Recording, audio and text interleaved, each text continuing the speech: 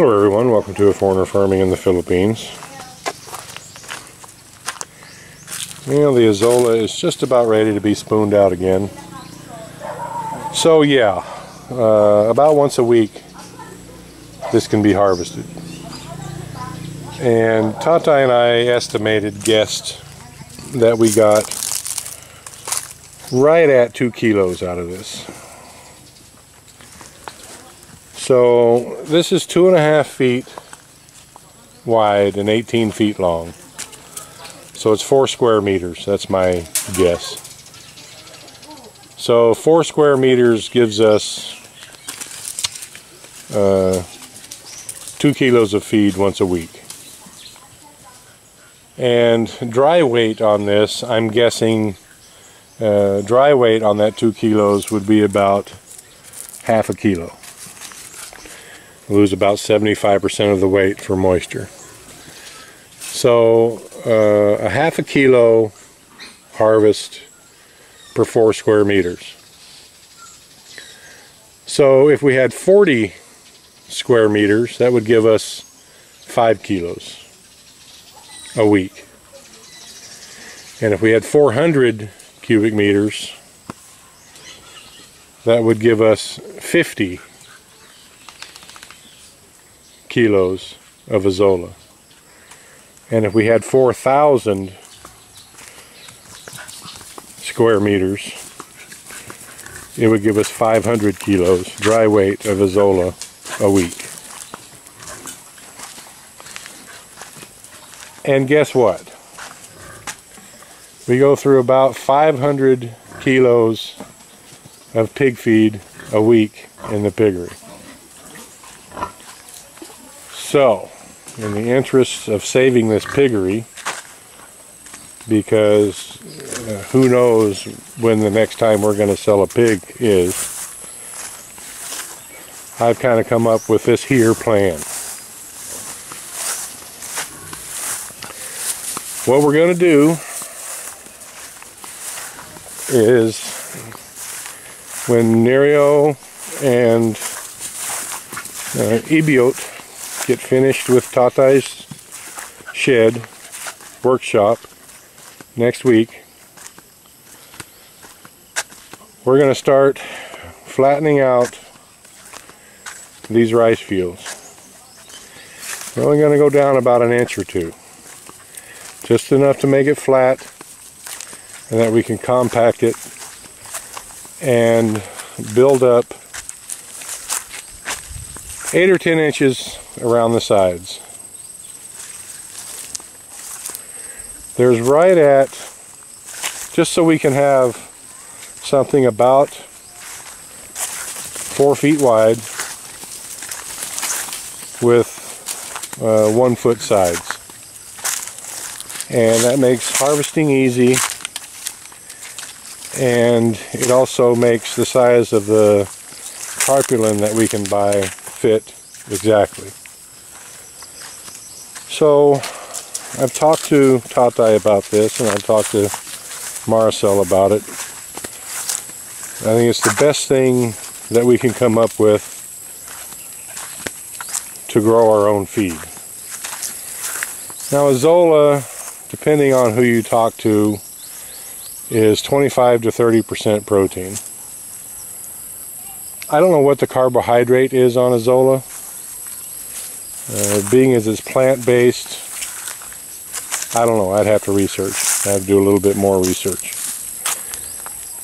But I was thinking, since Azolla needs shade, and we would also need a carbohydrate supplement for the feed. We can't feed the pigs just Azolla. What I was thinking is that it'll basically, it's going to be starting at that bank. It's going to be a pool 4 feet wide from one side of this to the other, with a tarpaulin in the bottom holding about 6 or 8 inches of water. And then there's going to be a 2 foot space, and then another one, and then a 2 foot space, and then another one 4 feet wide, and a 2 foot space, and another one 4 feet wide. The width of this rice field.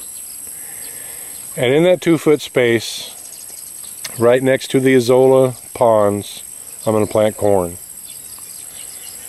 The corn will offer morning and evening shade so that the azolla will only get probably 4 hours of direct sunlight every day. 4 hours out of 14, let's say.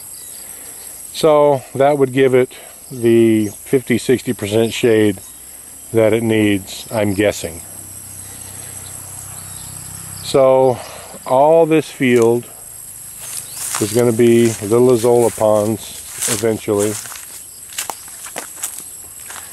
And I'm going to continue this on around here,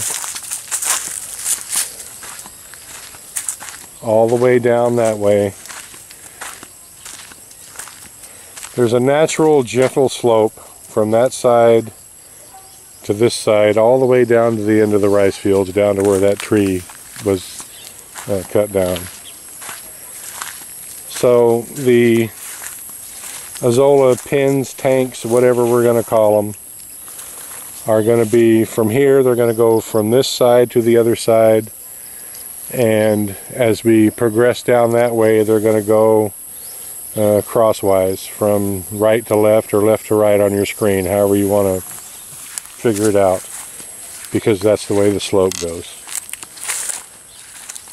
The only thing I'm concerned about is having enough water.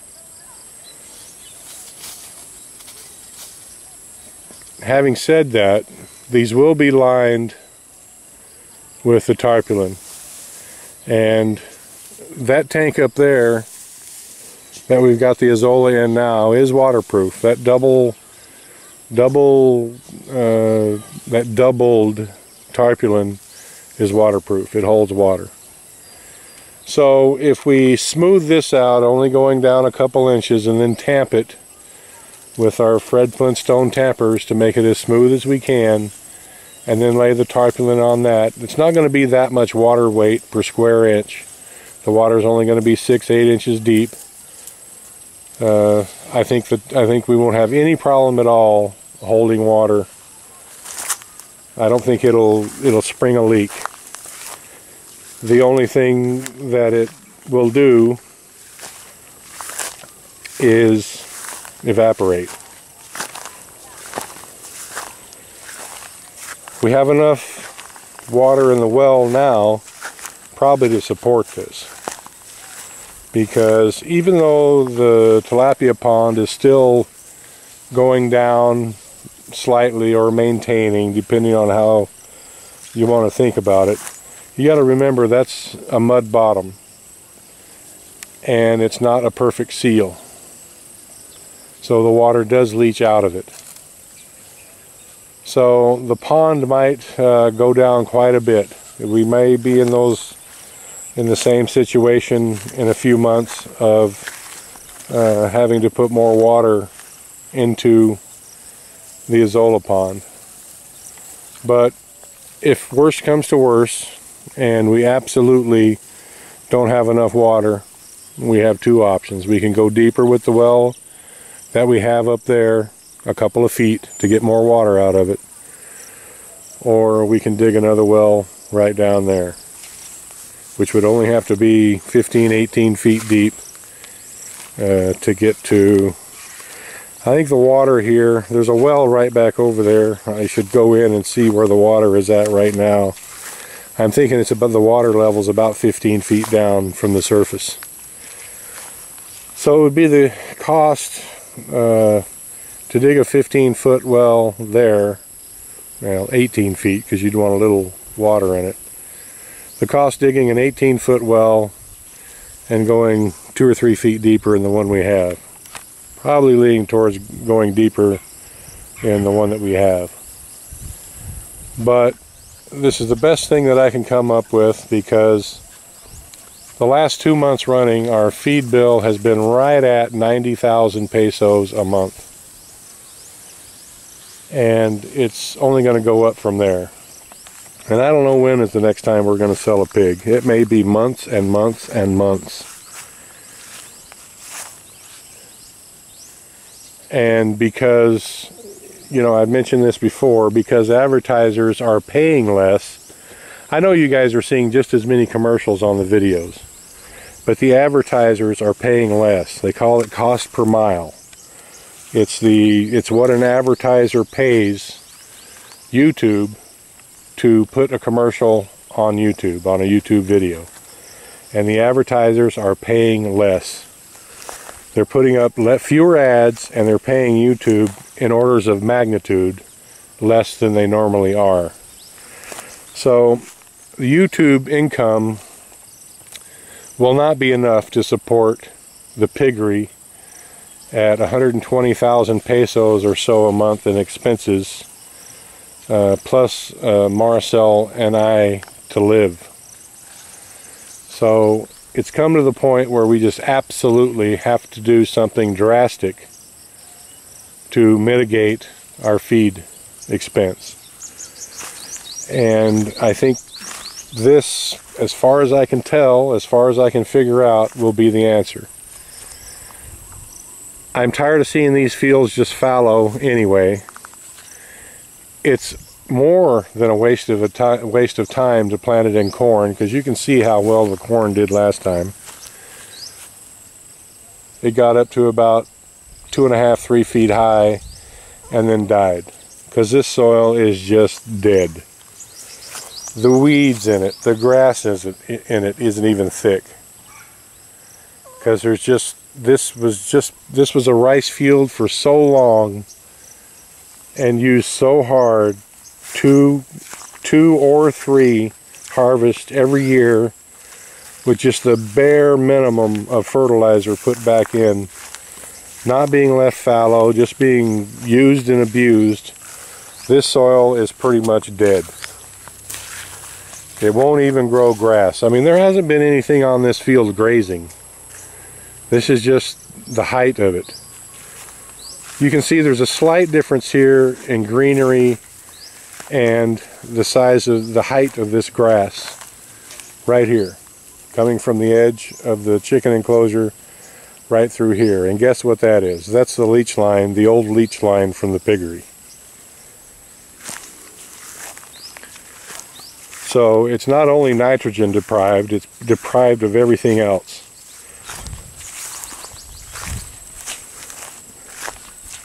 And to get it to where it'll grow a crop is cost prohibitive, other than Azolla. So I think doing it this way with just strips of Azolla, of course the corn will have to be fertilized, but we have a pretty good pile of the rice hull compost now, which we could mix in the rows, because it's only going to be a row on each side of each Azolla pit, I guess we'll call it, which is not only going to offer shade for the Azolla, but it's going to provide corn for the pigs and chickens to eat. Corn is 7-8% protein, depending on variety, and it's full of carbohydrate, a few little vitamins. I think it would be a good complement to the Azolla. So for now, that's the plan. It's going to take a lot of work. It's probably going to take a month's worth of feed budget to prepare these fields. But sooner or later it's going to get to the point, do we buy feed this month and have no money for feed this month, or do we start spending the feed budget now and replacing the feed? And I'm to the conclusion that it's time to start replacing the feed now while there's money available to do it. So I'm going to really start studying up on Azolla even more than I have, to get the proper mix of nutrients that it needs for optimum growth. Better than what I've been doing, which is just kind of like, oh, I threw a couple hands of fertilizer in it. It was 1846-0 and called it good. I'm going to find some formulas somewhere on the exact amount of what to put in per gallon, per square foot of water, whatever, per acre foot, however they formulate it. And figure out exactly what fertilizer is needed and how often it's needed, or how often it needs to be added, so they can get optimum growth out of it. So for now, that's the plan. We're probably going to begin on them next week. I'm going to give Tatai and the crew a full week next week to finish up that workshop. He's finished the trusses today. There's not a whole lot left to do. Well, there is a whole lot left to do. There's not more to do than that can't be done in a week. So, that's the plan. What do you think, guys? Thank you, everyone. Please like, comment, share, and subscribe.